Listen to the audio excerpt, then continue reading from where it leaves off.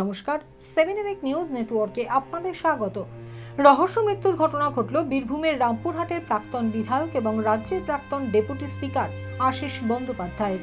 রবিবার সকালে বাড়ি সংলগ্ন দলীয় কার্যালয় থেকে তার দেহ উদ্ধার করা হয়। খবর পেয়ে ঘটনাস্থলে পৌঁছয় রামপুরহাট থানার পুলিশ। পরে তার দেহ ময়না তদন্তের জন্য নিয়ে যাওয়া হয়েছে। পুলিশ সূত্রে জানা গেছে, তার দেহের পাশ থেকে একটি সুইসাইড নোটও মিলেছে। আশিস বন্দ্যোপাধ্যায়ের মৃত্যুর সঠিক কারণ এখনো স্পষ্ট নয়। ঘটনাটি খতিয়ে দেখছে রামপুরহাট থানার পুলিশ। মৃত্যুর সঠিক কারণ জানতে অন্যান্য খোঁজ চালানোর পাশাপাশি ময়না তদন্তের রিপোর্টের দিকেও নজর রয়েছে তদন্তকারীদের। ঘটনাটি জানাজানি হবার পর থেকেই এলাকায় ব্যাপক চাঞ্চল্য তৈরি হয়েছে। রামপুরহাটের 5 নম্বর ওয়ার্ডের হাটতলা পাড়ায় তার বাড়ি লাগোয়া একটি দলীয় কার্যালয় থেকে রবিবার সকালে তার দেহ উদ্ধারের পর এলাকার বাসিন্দাদের ভিড় জমতে থাকে।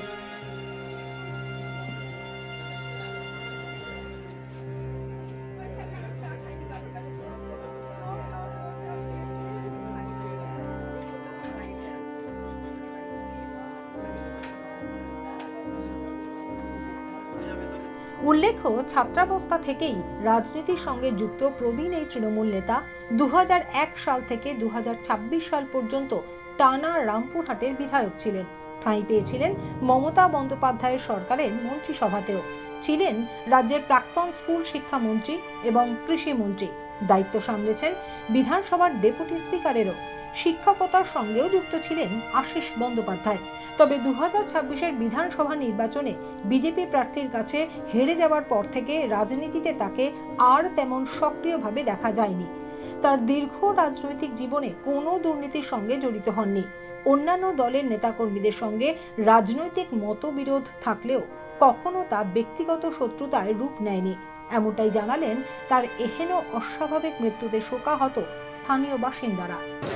সকালেই খবর পেয়ে এলাম। এতদিনের একটি রাজনৈতিক জীবন এভাবে চলে যাবে ভাবিনি। যাই হোক, খুবই দুঃখজনক ঘটনা। এতদিনের প্রশাসনে ছিলেন, তার রাজনৈতিক জীবন শেষ সময়টা এইভাবে যাবে এটা মনে করি। এই ধরনের ঘটনা যে উনি ঘটালেন এই বয়সে, কি মনে হয়? আমরাও তো আশ্চর্য যে এরকম একটা দীর্ঘ জীবন রাজনীতি, তাদের কাছ থেকে শেখা। মতাদর্শ আলাদা হতে পারে, কিন্তু তাদের কাছেই তো শিক্ষা, আমাদের গুরুজন শিক্ষক। ফলে এভাবে চলে যাবে কেউই ভাবেনি। কারণ কী ভাবছে? ময়না তদন্ত না হলে তো প্রকৃত ঘটনা বুঝতে পারা যাবে না। তবে অস্বাভাবিক মৃত্যু এইটুকুই বলতে পারি। নোট উদ্ধার হয়েছে, সেটা পারিবারিক লোক যারা পরিবারে আছে তারাই বলতে পারবে কি কারণ। এটা যদি হয়ে থাকে খুবই খারাপ খবর। এর থেকে খারাপ খবর আর হয় না। দীর্ঘদিন ধরে বিরোধী রাজনীতি করলেও ওনার সঙ্গে ভালোই সুসম্পর্ক ছিল। এতে ছোটো থেকে দেখে আসছি। অধ্যাপক আমরা ওই রামপুরহাট কলেজেরই ছাত্র, সেই সুবাদে খুব কাছ থেকে দেখা, প্লাস প্রতিবেশী। খুবই ভালো মানুষ ছিলেন, বিধায়ক ছিলেন। বিরোধী রাজনীতি করতে পারেন, কিন্তু মানুষ হিসাবে অভিভাবক সম ছিলেন। বলছেন যে এই ধরনের ডিসিশন উনি নিলেন, কিছু বুঝতে পারছি না। আমরা এখনও মানে ঘোর কাটিয়ে উঠতে পারছি না, দুশ্চিন্তার ঘোর। মানে এখনও শোকের আবহ কাটিয়ে উঠতে পারছি না যে কারণ অনুসন্ধানে যাবো। সেরকম মানসিক পরিস্থিতি নাই আমাদের কারোরই। আমার গোটা পরিবারটাই একসঙ্গে থাকা, যে জায়গায় রাজনীতি করি আমরা সব একসঙ্গে উৎসব পালন করি।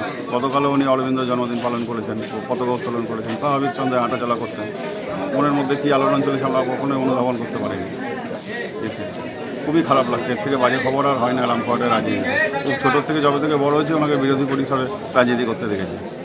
মা আমলেও দেখেছি, তো দেখেছি সবসময় ক্ষমতা রাজনীতি থাকতেন। নিজের সক্রিয়তা, নিজের মেজাজে, নিজের যোগ্যতাতেই উনি রাজনীতির শীর্ষে অবস্থান করতেন গোটা রামপুরহাট মহকুমা তথা জেলাতে। কি এমন ঘটলো যে উনি আত্মবিশ্বাস হারিয়ে ফেললেন? এই ধরনের ঘটনা পরম্পরা কী হচ্ছে সেটা পুলিশ তদন্ত করে দেখুক।